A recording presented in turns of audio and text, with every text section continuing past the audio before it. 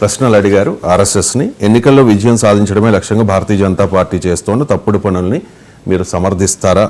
దాంతోపాటు ఢిల్లీ అసెంబ్లీ ఎన్నికల్లో భారతీయ జనతా పార్టీ అభ్యర్థులకు మద్దతుగా ఆర్ఎస్ఎస్ ప్రచారం చేస్తుందా?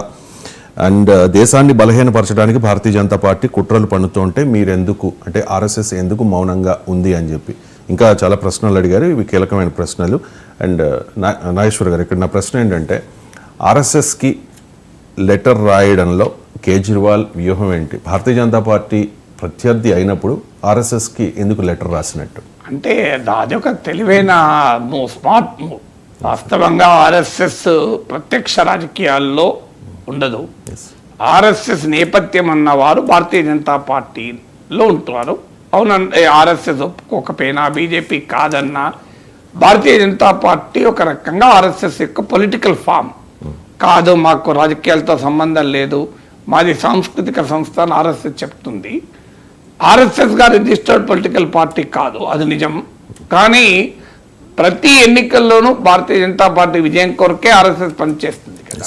అందువల్ల ఆర్ఎస్ఎస్ బీజేపీ వేరు వేరు అనేది సాంకేతిక పరమైనదే తప్ప రాజకీయపరమైనది కాదు, ఐడియాలజికల్ది కాదు, భావోద్వేగపరమైనది కాదు. అందువల్ల కేజ్రీవాల్ బీజేపీని టార్గెట్ చేసే క్రమంలో ఆర్ఎస్ఎస్కు లేఖ రాయడం ద్వారా బీజేపీ ఆర్ఎస్ఎస్ బంధం ప్రపంచానికి తెలిసిన బంధమే, ఇందులో ఏమీ రహస్యం లేదు.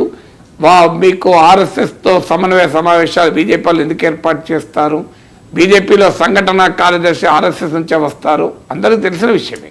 అయితే డే టు డే ప్రాక్టికల్ పాలిటిక్స్లో ఆర్ఎస్ఎస్ ఇన్వాల్వ్ కాకపోవచ్చు. బీజేపీకి ఆ రకమైన ఆపరేషనల్ అటానమీ ఉండొచ్చు. ఎందుకంటే ఈ సంఘాలు ఎలా ఉంటాయంటే, బీజేపీకి కానీ వామపక్షాలకు కానీ వాళ్ళకు అనేక ప్రజా సంఘాలు ఉంటాయి. మీకు ఆర్ఎస్ఎస్కు కానీ వామపక్షాలకు కానీ అనేక ప్రజా సంఘాలు, పేరెంట్ అండ్ చైల్డ్ రిలేషన్షిప్ చాలా ఆసక్తికరంగా ఉంటుంది. ఆ సంఘాలు అటానమస్గా పనిచేస్తుంటాయి, ఓవరాల్ గైడెన్స్లో మాత్రమే ఉంటాయి తప్ప డే టు డే యాక్టివిటీస్లో ప్రతి దాంట్లో వాళ్ళు ఇన్వాల్వ్ కారు.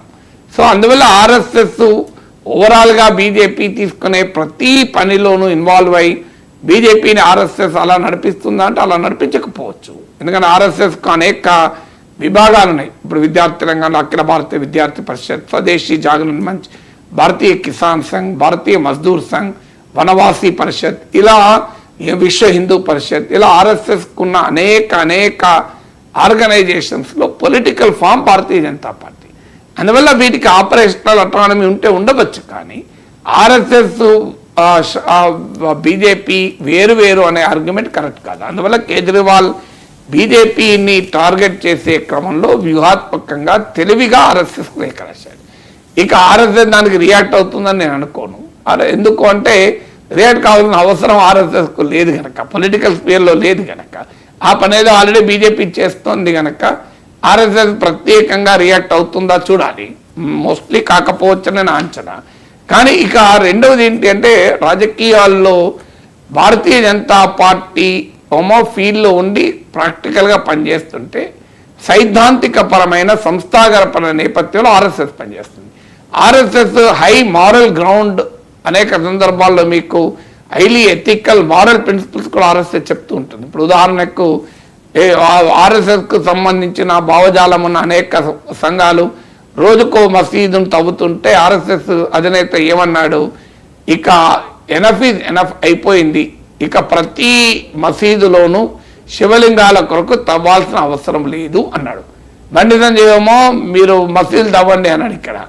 సో మరి బండి సంజయ్ ఆర్ఎస్ఎస్ వరకు కాదా అంటే, ఆర్ఎస్ఎస్ ఏమో మారల్ అండ్ ఎథికల్ స్టాండ్ తీసుకుంటే బీజేపీ వారేమో ప్రాక్టికల్గా చేసే పని వాళ్ళు చేసుకుంటూ వెళ్తుంటారు. ఇప్పుడు ఆర్ఎస్ఎస్ ఏమన్నది, ఇక కొత్త టెంపుల్ వివాదాలు తీసుకురాకండి, హిందువులకు నాయకులు కావాలి అనే కోరికతో కొంతమంది చేస్తున్నారు, దేశం అందరిది, దేశం యునైటెడ్గా ఉండాలి అన్నాడు. సో అందువల్ల ఆర్ఎస్ఎస్ ఏమో మారల్ అండ్ ఎథికల్ స్టాండ్ తీసుకుంటోంది కనుక BJP immoral and unethical policies అనుసరిస్తోంది, పాలిటిక్స్ అనుసరిస్తోంది కనుక మీరు మారల్ అండ్ ఎథికల్ పాలిటిక్స్ అంశాలు చెప్తున్నారు కనుక మిమ్మల్ని అడుగుతున్నాం అన్నది కేజ్రీవాల్ వ్యూహం. అందువల్ల అది రాజకీయ వ్యూహంలో భాగంగా ఆర్ఎస్ఎస్కి లేఖ రాశారు తప్ప అది ఆర్ఎస్ఎస్కు Aam Aadmi party versus RSS కాదు కదా ఎలక్షన్ జరుగుతున్నది Aam Aadmi party versus BJP. అల్టిమేట్గా బీజేపీ వాళ్ళు ఆల్రెడీ సమాధానాలు ఇచ్చుకుంటున్నారు కదా.